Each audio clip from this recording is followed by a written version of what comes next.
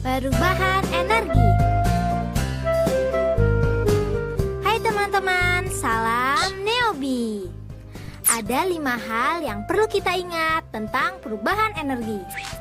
Teman-teman, ternyata suatu energi itu dapat terlihat manfaatnya apabila telah mengalami perubahan bentuk dari satu energi ke dalam energi lainnya loh.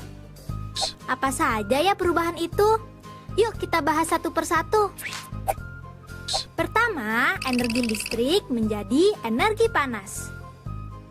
Teman-teman, energi listrik ini dapat diubah menjadi energi panas loh. Contohnya, setrika, solder, penanak nasi, kompor listrik, dan lain-lain.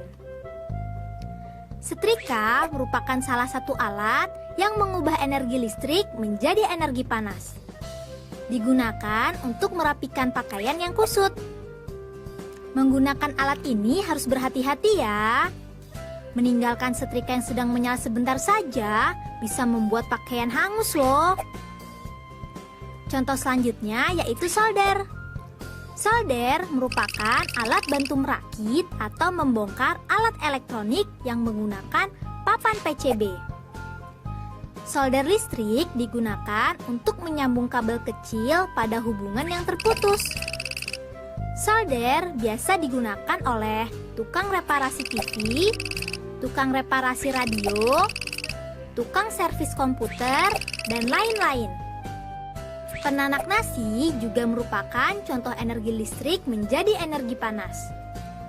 Penanak nasi ini dapat memasak beras sehingga menjadi nasi loh. Caranya, masukkan beras yang sudah dicuci dengan air secukupnya. Lalu tutup penanak nasi. Nyalakan tombol pemasaknya. Lalu diamkan sampai terdengar bunyi klik. Dan nasi telah siap disantap. Kompor listrik merupakan alat elektronik yang mengandung kumparan yang dapat mengubah energi listrik menjadi energi panas. Kompor listrik digunakan untuk memasak air, sayur, dan lain-lain.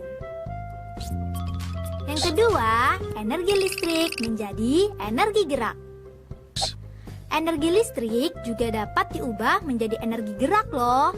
Contohnya, kipas angin, mesin penarik air, bor listrik, gergaji listrik, dan lain-lain. Kipas angin adalah alas listrik yang digunakan untuk menggerakkan udara. Biasanya digunakan saat udara sedang panas. Di dalam kipas angin terdapat dinamo, yaitu alat yang dapat mengubah energi listrik menjadi energi gerak.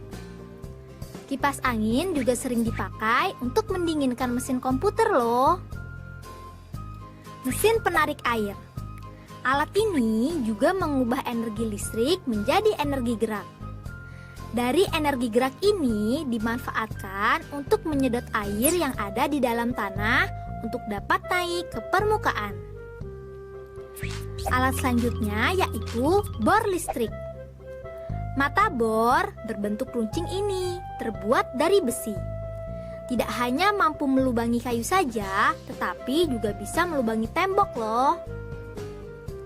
Contoh lainnya adalah gergaji listrik. Gergaji listrik digunakan untuk memotong kayu dan juga untuk menghaluskan kayu. Yang ketiga, energi listrik menjadi energi cahaya. Energi listrik juga dapat diubah menjadi energi cahaya teman-teman. Contohnya, lampu, monitor komputer, dan lain-lain. Lampu sangat dibutuhkan manusia untuk penerangan. Lampu sangat beragam. Ada jenis lampu TL, lampu LED, lampu pijar, dan lain-lain. Lampu pijar pertama kali ditemukan oleh Thomas Alva Edison. Contoh selanjutnya yaitu monitor komputer. Monitor komputer didesain untuk dapat mengubah energi listrik menjadi energi cahaya. Monitor komputer ada yang berbentuk tabung, ada juga yang LCD.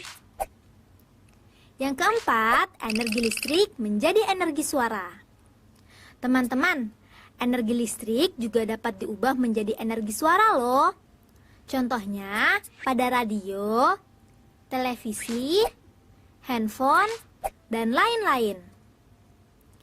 Radio, alat ini dapat mengubah energi listrik menjadi energi suara. Radio digunakan untuk mendengarkan berita atau musik. Radio beragam bentuknya, ada yang kecil dan ada yang besar. Televisi merupakan alat yang dapat mengubah energi listrik menjadi energi suara dan cahaya sekaligus. Televisi berfungsi sebagai sarana informasi untuk menyampaikan atau mendengarkan berita. Selain itu, berfungsi juga sebagai sarana hiburan, sarana berkumpul dengan keluarga, dan lain-lain. Handphone. Alat ini juga dapat mengeluarkan suara, hasil pengubahan dari energi listrik. Manfaat handphone banyak loh. Salah satunya untuk berkomunikasi, mencari informasi, hiburan, membayar tagihan, dan lain-lain. Yang kelima, energi listrik menjadi energi kimia.